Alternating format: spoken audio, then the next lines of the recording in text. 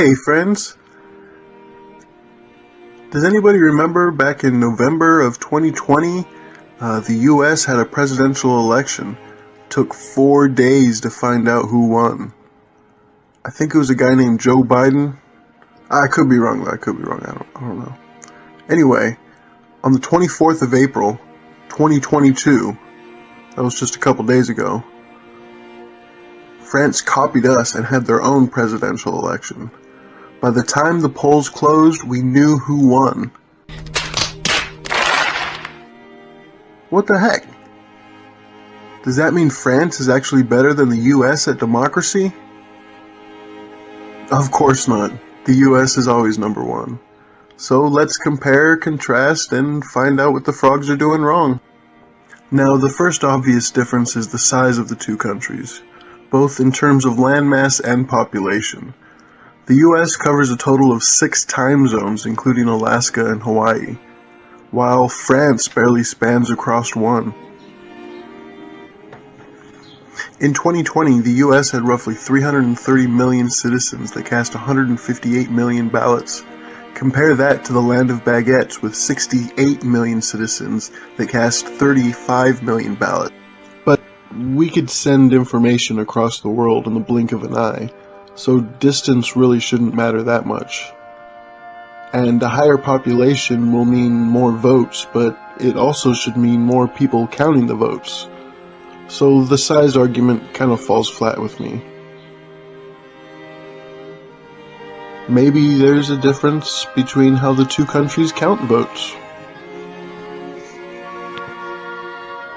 Both the US and France are constitutional republics and representative democracy, but that's about where the similarities end. In France, the presidential election was a single contest. People only have one choice to make, and poll workers only have one race to count. In stark contrast, when people in the United States vote for president, they're also voting for Congress, judges, sheriff, local and state representatives, along with whatever local ordinance or funding bills that came up that year, all of which takes time to count. Both countries almost exclusively use volunteer labor to count the votes.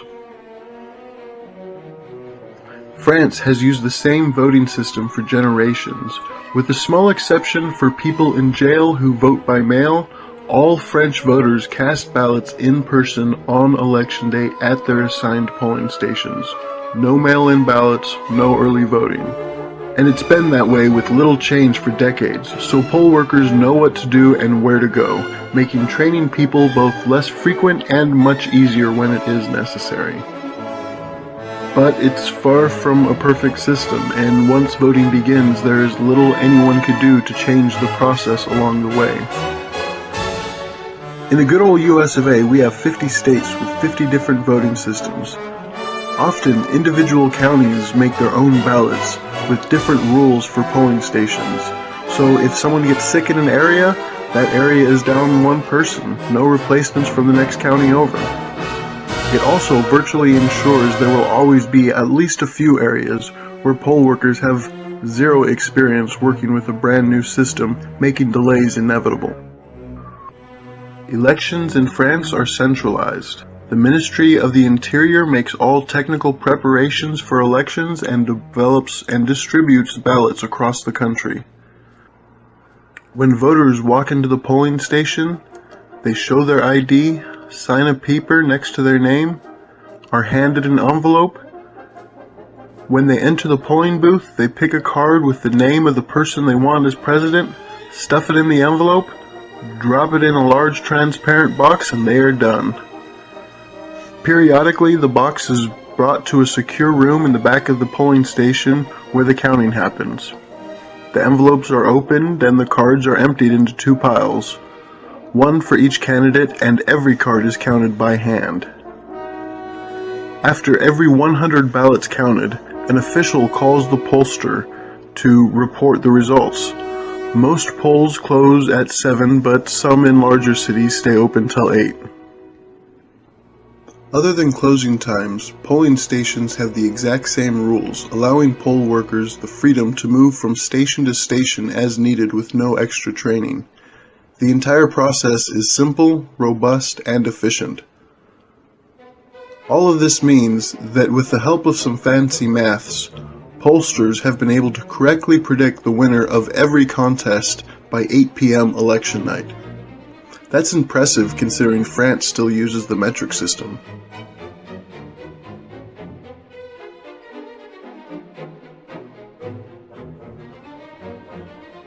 Like I said before, every state is different, but basically to vote in the United States, first you need to wait in a big long line. Eventually, you get to walk inside the building and tell the old lady your name and address or show your ID. Someone checks your name off a list and off you go to vote, either with paper ballot or a computer with a paper receipt. Either way, from there the ballots are taken to counting sites and processed in big batches, all within the sights of the ever-present poll watchers. Poll watchers are an extra step of security required in every state.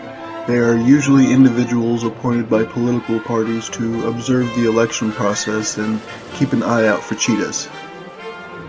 In a lot of states in the US, you can also choose to vote by mail.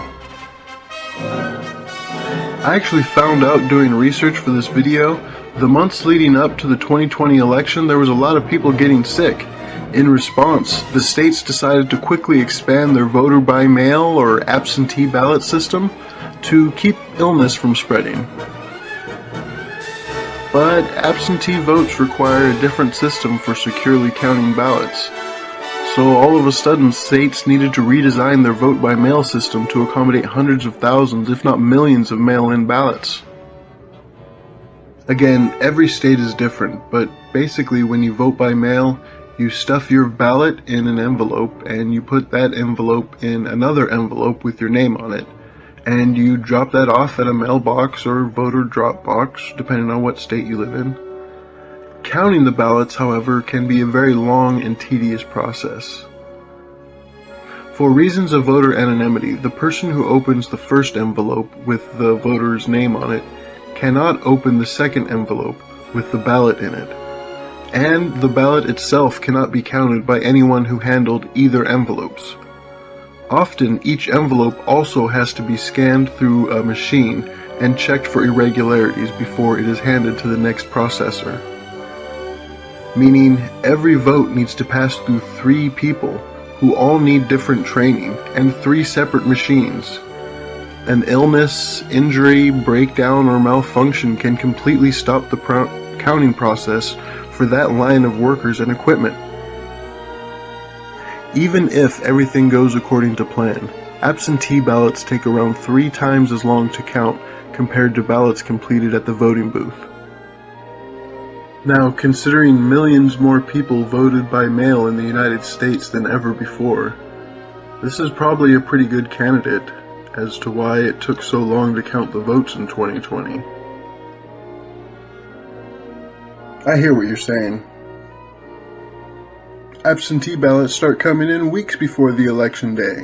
Why don't they just start counting them early? Well, that's exactly what some of the states did. But not all states were able to change their laws, and some of them didn't think it would be a good idea. 17 states had statutes or 2020 specific rules that say absentee ballots cannot be counted until after polls close on election day. That brings us to the next problem American pollsters had to deal with. Because there was not an even split between Republicans and Democrats among mail-in votes, they cannot rely on their fancy math tricks to predict any of the races with certainty. Here, I found some old guy talking about it. I don't know who he is, but it sounds like he knows what he's talking about. You're going to have a situation, I suspect, in states like Pennsylvania, Michigan, Wisconsin, other states, where they are going to be receiving huge amounts of mail-in ballots. And unlike states like Florida or Vermont, they're not being able, for bad reasons, to begin processing those ballots until, I don't know, election day, or maybe when the polls close. That means you're going to have states dealing with perhaps millions of mail-in ballots. Here is my worry. What polls show and what studies have shown is that for whatever reason, Democrats are more likely to use mail-in ballots. Republicans are more likely to walk into polling booths on election day. It is likely that the first votes that will be counted will be those people who came in on election day, which will be Republican. And here is the fear, and I hope everybody hears that. It could well be, I don't know what's going to happen, nobody does, but it could well be that at 10 o'clock on election night, Trump is winning in Michigan, he's winning in Pennsylvania, he's winning in Wisconsin, and he gets on the television and he says, "Thank you, Americans, for re-electing me. It's all over. Have a good day." But then the next day and the day following, all of those mail-in ballots start getting counted, and it turns out that Biden has won those states. At which point Trump says, "See, I told you the whole thing was fraudulent. I told you those mail-in ballots were crooked, and we're not going to leave office." So that is a worry that I and a lot of people have.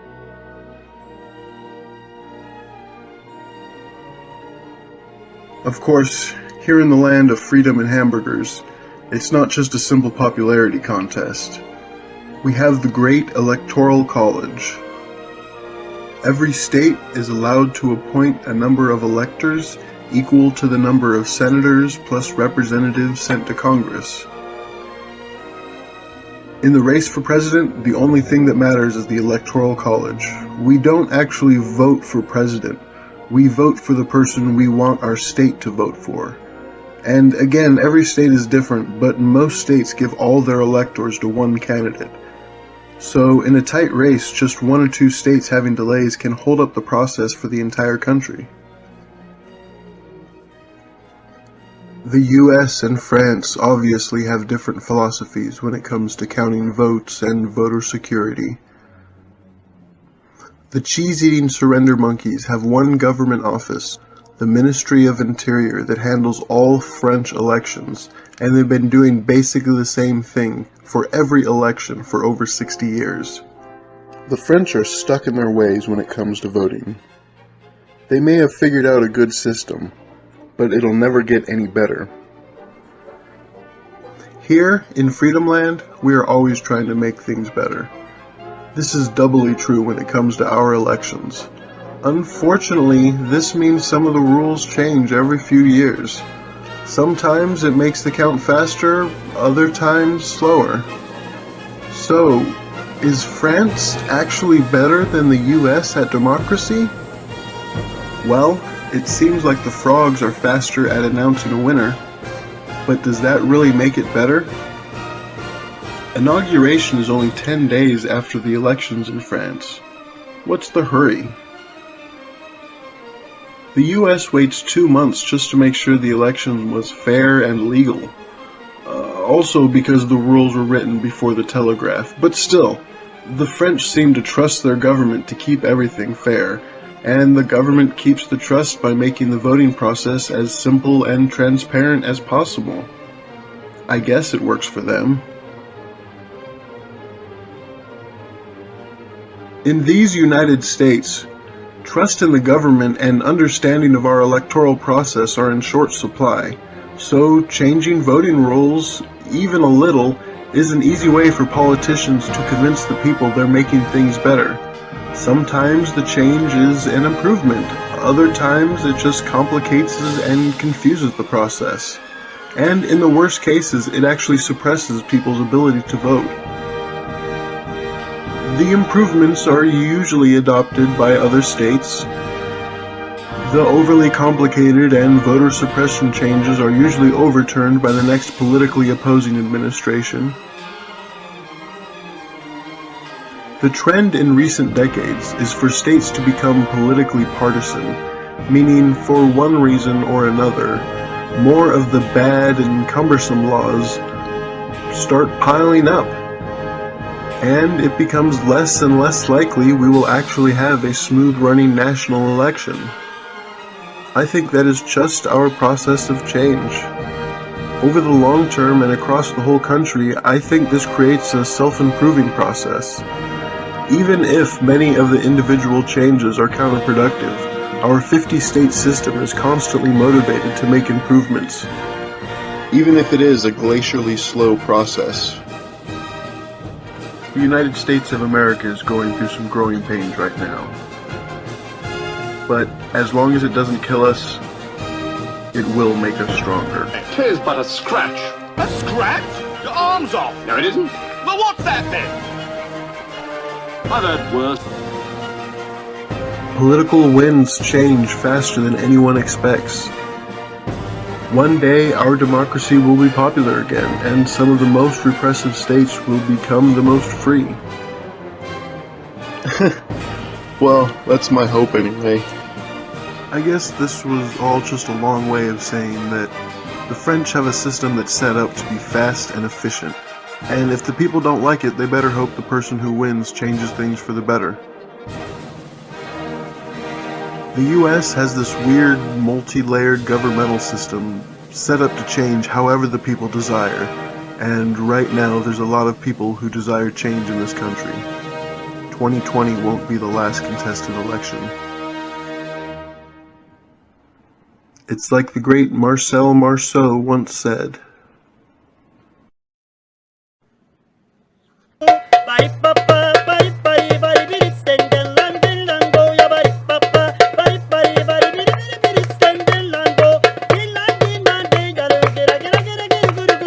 Hey friends, thanks for watching. Don't forget to like, comment, subscribe, and that the Falklands belongs to Argentina.